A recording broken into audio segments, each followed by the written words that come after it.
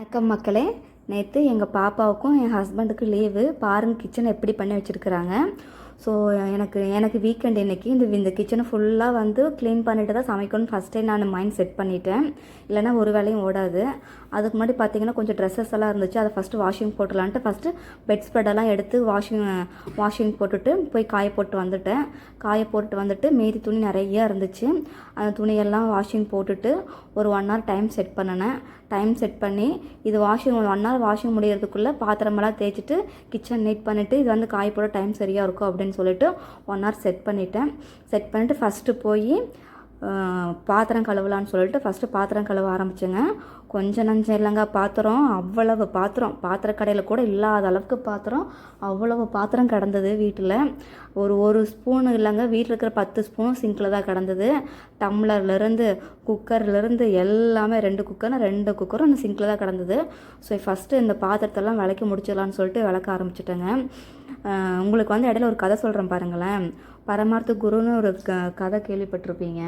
அவர் பார்த்தீங்கன்னா அவங்க சீடர்கிட்ட சொல்லி ஒரு துணி தைக்கிறதுக்கு ஒரு ஊசி வாங்கிட்டு வர சொல்லுவார். அவங்க சீடர்கள் என்ன பண்ணுவாங்க, கடைக்கு போன உடனே கடைக்காரர்கிட்ட போய் ஊசி வேணுங்க, ஊசி கொடுங்க அப்படின்னு சொல்லி கேட்பாங்க. அப்போ கடைக்காரர் வந்துட்டு இவங்களை பார்த்த உடனே கண்டுபிடிச்சிருவார். இவன் என்ன சொன்னாலும் நம்ப வேண்டாம், இவன் பார்க்கறக்கு அப்படி தான் இருக்கிறான்னு சொல்லிட்டு பக்கத்தில் ஒரு பெரிய பனைமரம் இருக்கும். அதை காமிச்சு இதுதான்ப்பா ஊசி, இதை கொண்டு போய் எடுத்துகிட்டு போங்க, இதோட விலைன்னு சொல்லி அதுக்கு ஒரு 1000 ரூபாய் வாங்கிடுவாங்க. உடனே அவனுக்குள்ள இதுதான் ஊசியோன்னு சொல்லி நம்பிட்டு அந்த மரத்தை தூக்கிட்டு கொண்டாந்து அந்த பரமார்த்த குருக்கிட்ட கொடுக்கும்போது அவர் கேட்பார், எப்போ நான் துணி தைக்க தானப்பா ஊசி கேட்டேன், நீ என்னப்பா இவ்வளோ பெரிய மரத்தை கொண்டு வர அப்படின்னு சொல்லி அந்த குரு கேட்பார்.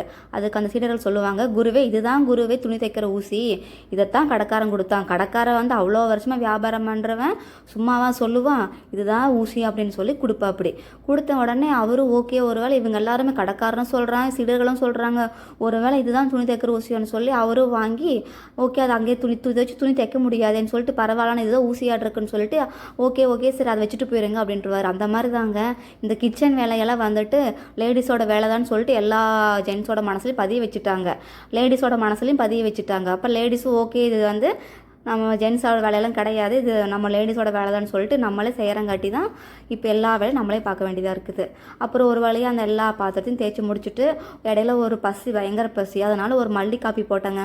ஒரு மல்லி காப்பி போட்டு குடிச்சிட்டு விளக்கின பாத்திரத்தை எல்லாம் எடுத்து அடுக்கி வச்சுட்டு அப்புறம் வந்து அடுப்பு நீட்டாக தொடச்சி ஒரு வெண்டைக்காய் பொரியல் செஞ்சிடலான்னு சொல்லிட்டு வெண்டைக்காய் பொரியல் செய்ய ஆரம்பிச்சேங்க. சாதம் மட்டும்தான் செஞ்சேன், வேறு எதுவும் செய்யலை. ஏன்னா எனக்கு இதுக்கே ரொம்ப டைம் எடுத்துருச்சு இதெல்லாம் கூட்டி க்ளீன் பண்ணுறதுக்கே. இப்போ கையோட வீட்டையும் நீட்டாக கூட்டி எல்லாம் எடுத்துட்டேன். அப்புறம் பாப்பாவுக்கு இடையில வந்து குடிக்கிற பால் கொடுத்தேன், ஒரு ஃப்ரூட்ஸும் கொடுத்தேன். பாப்பா சாப்பிட்டாங்க.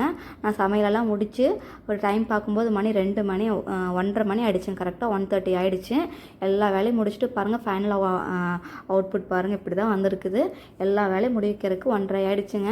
என்ன தான் நம்ம வந்து வேலைக்கு போனாலுமே நமக்கு வீக் டேஸ்லேயும் வந்துட்டு நம்ம வீக்கெண்ட்லேயும் வந்து நம்ம ரெஸ்ட் எடுக்க முடியாது. இப்படி தாங்க நம்மளோட லீவ்னாலும் இப்படி தான் வந்து கிச்சனை க்ளீன் பண்ணுறதுலேயும் மற்ற வேலையிலையும் நம்மளோட நாள்கள் போயிடுது.